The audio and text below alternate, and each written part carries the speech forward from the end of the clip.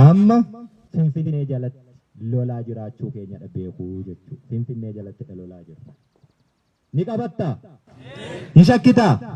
Ni qabanna. Shakkiin tokko iyyuu hin jiru.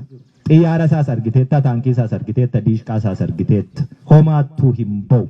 Kilaashiin jala siqanii lolanii jechuudha. Isa immoo beektaa muuxannoo isaatti qabdaa. Ati sanaaf cuuphamteetu baate. Yeroon kun immoo yeroo dhaloota kanaati. Dibata qabnaa, kakuu qabnaa, ni injifannaa jechuudha. Shakkiin qabnu sanarraa tokkoyyuu. Sanarraa shakkii tokkoyyuu hin qabnu jechuudha. Bifa kamiinuu yoo ta'e Oromoof nuti toluma duuna. Toluma duuna.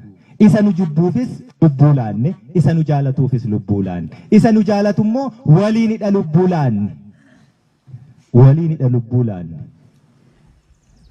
Rakkoo sadarkaa kophee ofii nyaatanii qabsaa'uu irra hin jirru nuti. Galanni uummata Oromoo miileena sanaaf haa ta'u.